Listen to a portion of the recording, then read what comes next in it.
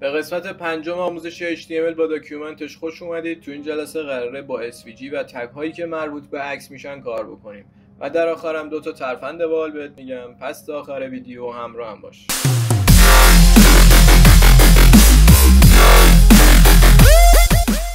سلام، چطورین؟ من رضام، امیدوارم حالتون عالی باشه. اگر تازه وارد کانال من شدی حتما دکمه سابسکرایب رو بزن، زنگوله بغلش هم بزن، چون قراره کلی دوره رایگان دیگه داخل کانال روتمان آپلود بشه. و اگر این ویدیو رو دوست داشتی حتما لایکش کن. سوالی هم برات پیش اومد توی کامنت ها برام بنویس.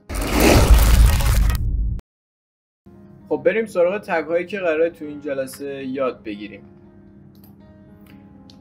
اول از همه تگ ایمیج رو میخوام بهتون توضیح بدم که نحوه نمایش دادن یک عکس با تگ ایمیج یا IMG هستش.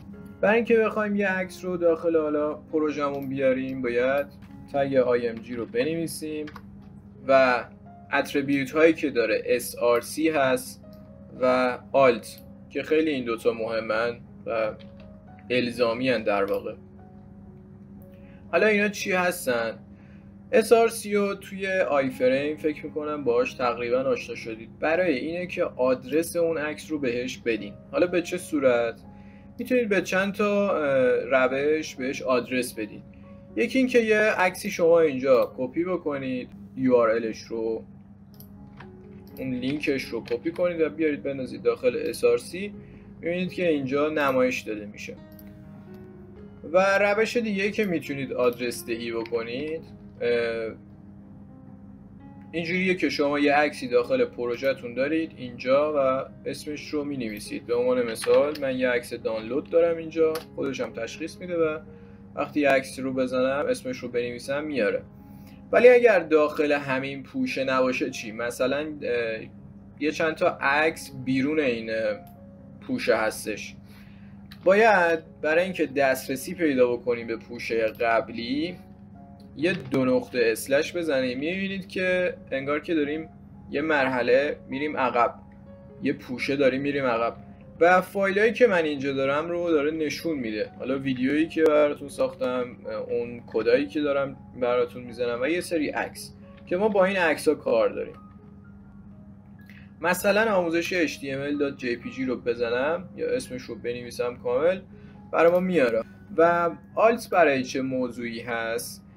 برای اینه که اگر عکس شما حالا حذف شد از روی پروژه یا اون لینکی که گذاشتید دیگه اصلا وجود نداشت، میاد از آلت استفاده میکنه. یه عنوانی به این عکس میدیم. مثلا ما میذاریم، حالا اگر این عکسه مثلا اسم شما تغییر میدیم، مثلا وجود نداره یه همچین چیزی و یه رفرش بکنیم، میبینید که عکس رو پیدا نکرد، به جاش داره از این آلت استفاده میکنه و داره میگه که این یه عکسی بوده مثلا پاک شده. خب حالا شاید بخوایم سایز این عکس رو تغییر بدیم. برای تغییر سایز میتونید از ویت استفاده کنید که مثلا میگید 100 پیکسل و اگر اینو رفرش کنید میبینید اندازه 100 پیکسل برای ما کوچیکش کرد. و میتونید ارتفاع هم بهش بدین، هایت بهش بدین و بگید مثلا 500 پیکسل.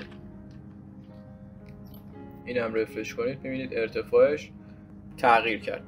خب تگ بعدی که میخوام بهتون بگم تگ مپ هستش. مپ در واقع چی کار میکنه؟ بذارید بریم روی خود داکیومنت W3 اسکول که وقتم گرفته نشه. ببینید مپ در واقع میاد میگه که اگر روی این لپتاپ کلیک شد یه اطلاعاتی رو نشون بده، روی گوشی کلیک شد یه اطلاعات دیگه نشون بده و همینطور قهوه. شما باید برای عکستون بیاین از یوز مپ استفاده کنید. اگر بخواین از تگ مپ استفاده کنید باید اتریبیوت یوز مپ رو به عکستون بدین. ما اینجا یه عکس درست کردیم دیگه. حالا اتریبیوت های مختلفی هم داره، SRC، ویت، هایت و آلت. خب بعد از اینا میتونید از یوز مپ استفاده کنید و شارپ بذارید، یه نامی بهش بدید که ما میگیم HTML و بعد از تگ مپ استفاده کنید که داخل تگ مپ داره نام میگیره، مثل لیبل میمونه. در واقع داریم میگیم این آیدی، این یوز مپی که ما الان زدیم اینجا HTML برای این مپ هستش. حالا داخل این مپ چیا قرار میگیره؟ باید از اریا استفاده کنید، تگ اریا، که میتونید مربع درست کنید، دایره درست کنید یا پلیگان. که اینجا اومده برای لپتاپ یه مربع درست کرده با این مختصات و href داده بهش، گفته که این صفحه رو برای من باز کن. یه صفحه HTML داخل خود این سایت بوده، گفته این صفحه رو برای من باز کن. خب حالا میخوام برای پروژم، برای این عکسی که اینجا دارم HTML، بیاد لینک رو باز کنه، لینک یوتیوب منو باز کنه. بعد چی کار بکنم؟ باید عکس رو داخل فتوشاپ باز کنم. حالا اگر یکم ریاضیتون خوبه دیگه مشخصه دیگه، میتونید اینجا اندازه بزنید، بگید که مثلا توی این ناحیه یه مربع درست کن. و مختصات این میخوام که روی این لوگو HTML کلیک کرد یوتیوب رو باز کنه. چی کار باید بکنم؟ باید مختصاتش رو در بیارم و میخوام یه مربع باشه. اینجا میام از خطکش استفاده میکنم. اگر فتوشاپ ندارید میتونید نصب کنید یا از وبسایت فوتوفی میتونید استفاده کنید که با اونم الان کار خواهیم کرد.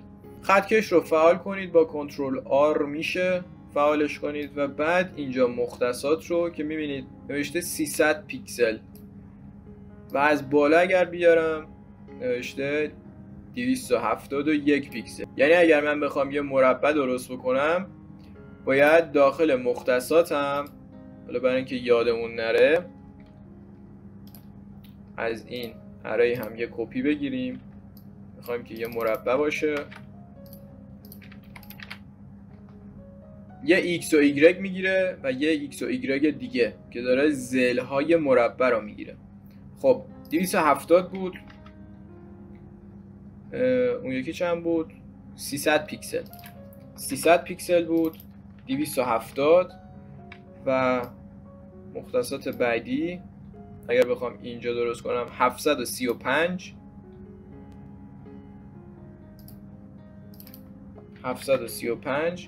و مختصات بعدی اگر مربع بخوام به این سایز باشه 801.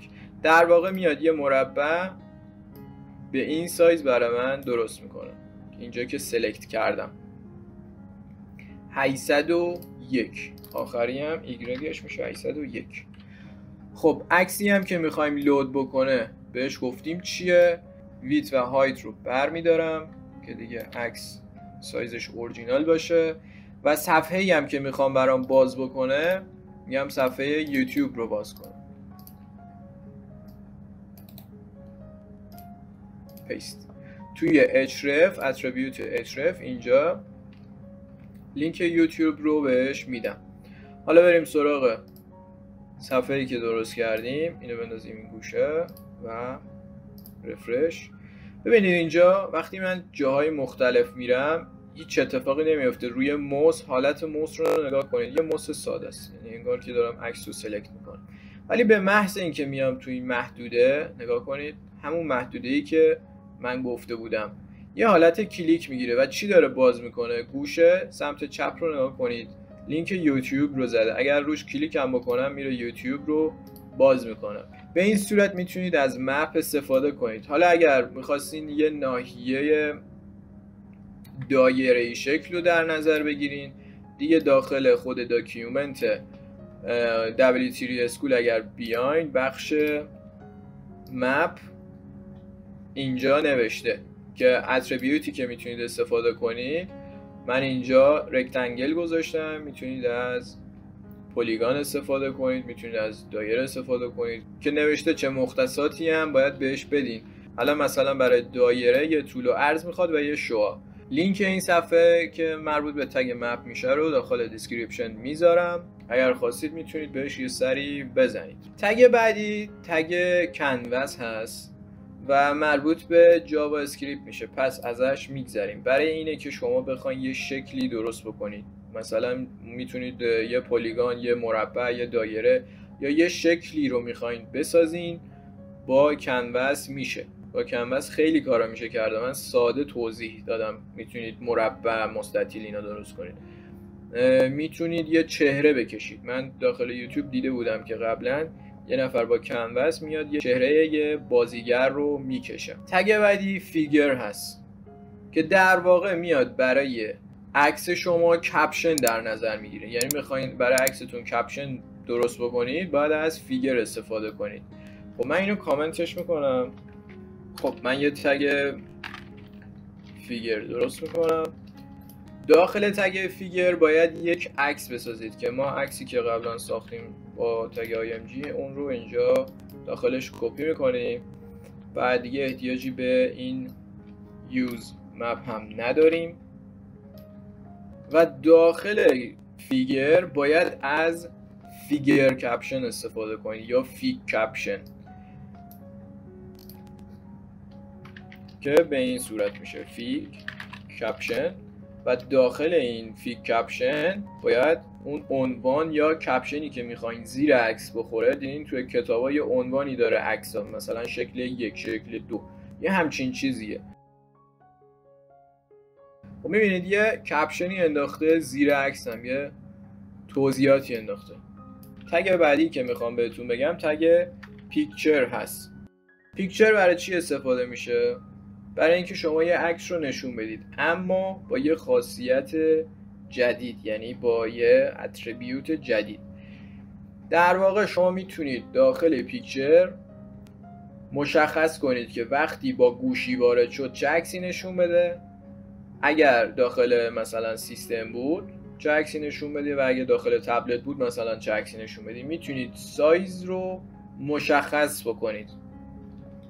داخل تگ پیکچر نیازه که یه تگ IMG یا یک عکس داشته باشید. به صورت دیفالت اولین عکسی که برای شما درست میکنه، یعنی اولین عکسی که نشون میده اینه.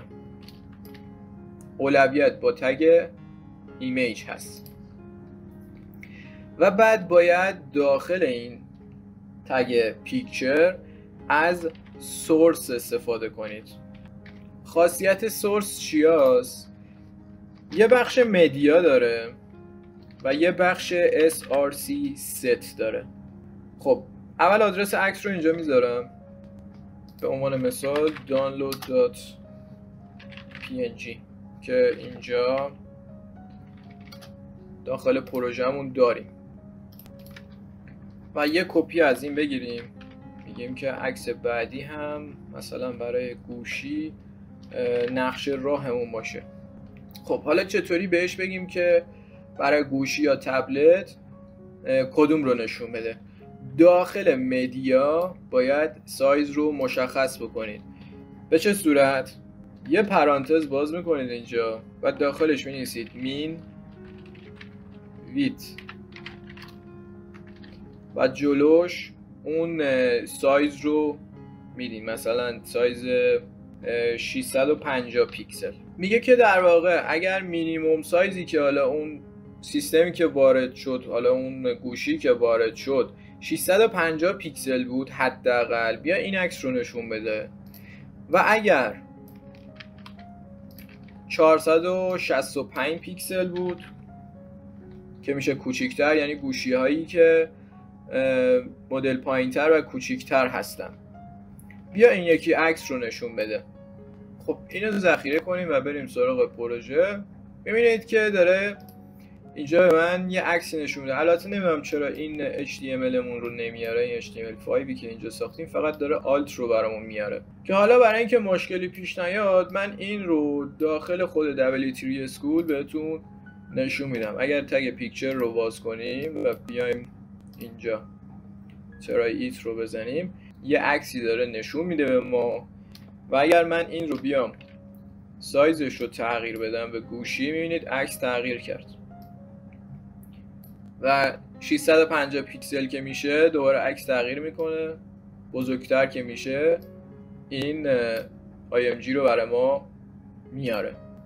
خب تگ بعدی که میخوام بهتون بگم SVG هست.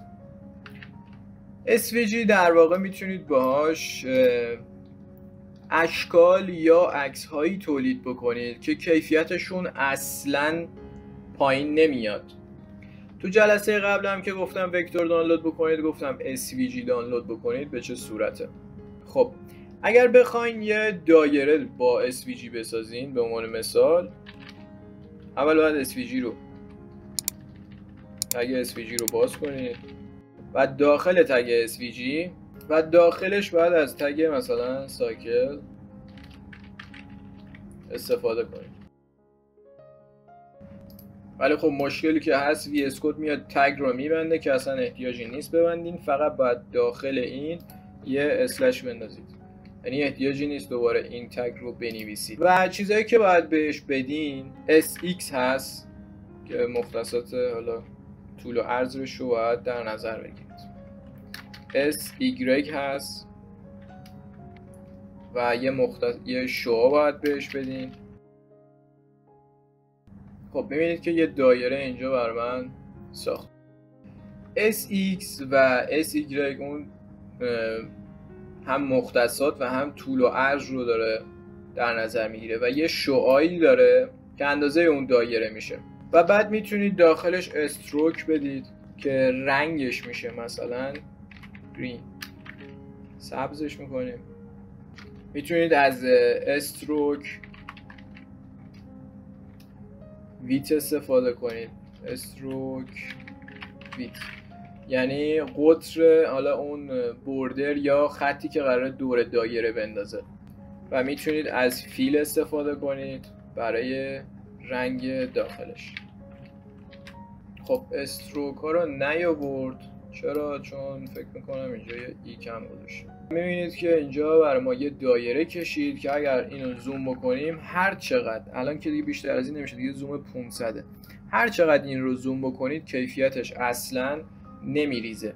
و خب کدای دیگه ای هست برای مربع، مثلا میتونید جور دیگه ای بسازید، تگ دیگه ای داره، برای پلیگان تگ دیگه ای داره و حالا باز توضیحات اینا رو داخل دیسکریپشن میدم، یعنی لینکش رو میذارم برید بخونید، چون تقریبا یه چیز خیلی ساده یه که یه مربع بسازی یا پلیگان بسازی.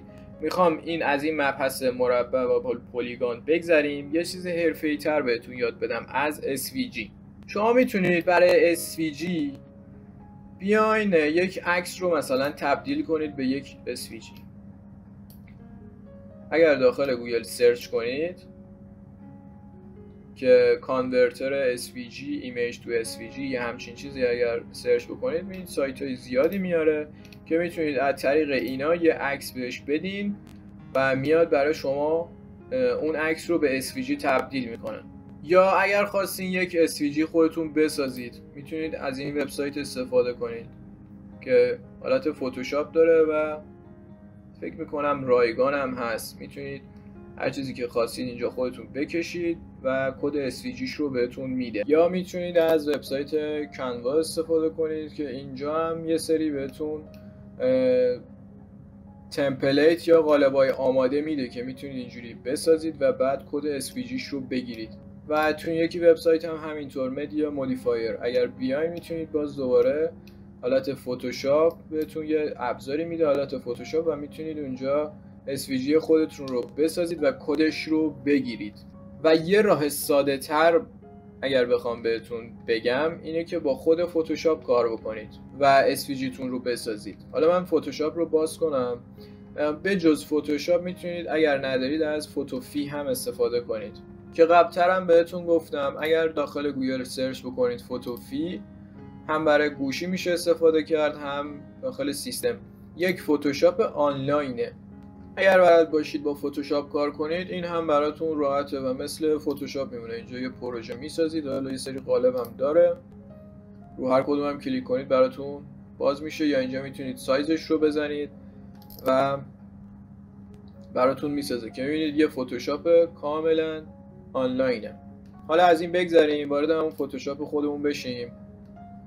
ببینید شما میتونید SVG رو خودتون تولید بکنید داخل فتوشاپ. یه سند باز میکنم، یه داکیومنت، مثلا میام اینجا یه مربع میکشم، میام یه دایره حالا به یه رنگی میکشم و بعد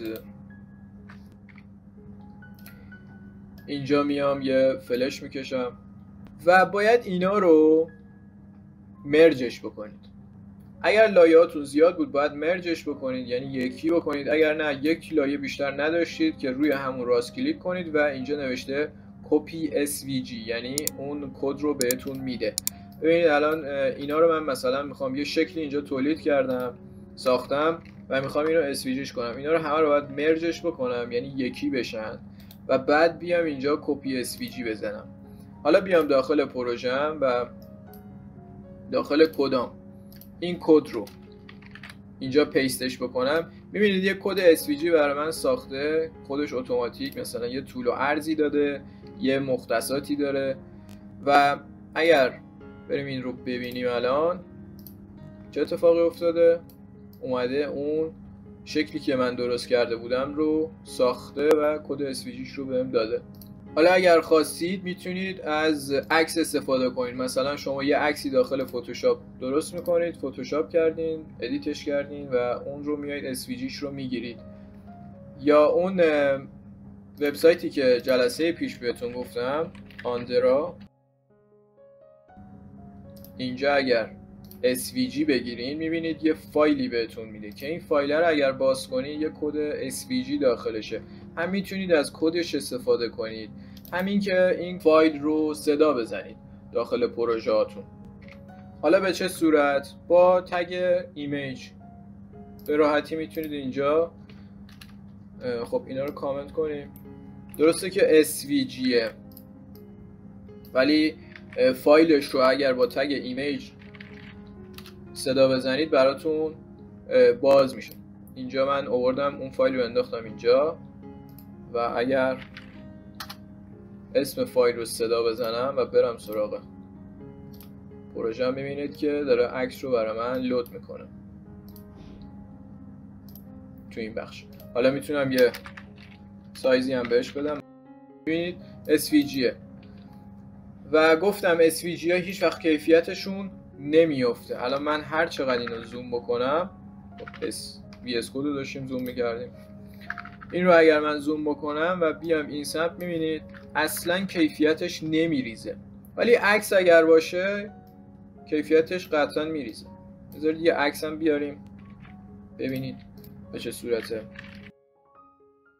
خب ببینید چقدر کیفیتش ریخته. حالا از دور شاید جذاب باشه ولی از نزدیک اصلا جالب نیست. وقتی زوم میکنی کیفیت کار کلا افتضاح. و یه نکته دیگه که میخواستم بهتون بگم، اگر عکسی رو شما دانلود کردین یا SVG رو دانلود کردین، قبلتر گفتم میتونید از کدش استفاده کنید، اما استفاده نکنید خود فایل رو صدا بزنید. چرا؟ چون اگر وارد این SVG اگر من بشم میبینید که یه کد خیلی طولانی داره و این رو اگر داخل پروژه‌تون بذارید به شدت سنگین میشه و توی لود صفحه تأثیر داره. و اگر خواستید حالا اون کداشو نبینید، ببینید داخل پروژه‌تون همینجا مثلا خواستید عکس رو مستقیم ببینید، بعد از اکستنشن فکر میکنم SVG پریویو هست،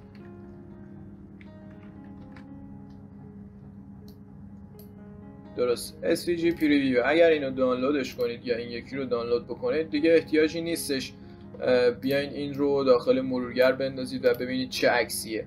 داخل همین VS کد میتونید مستقیم ببینید که این چیزی که داره اینجا نشون میده چیه. و در آخرم ممنون که تا آخر ویدیو همراه بودین. لایک و ساب یادتون نره. تا یه آموزش دیگه، بدرود.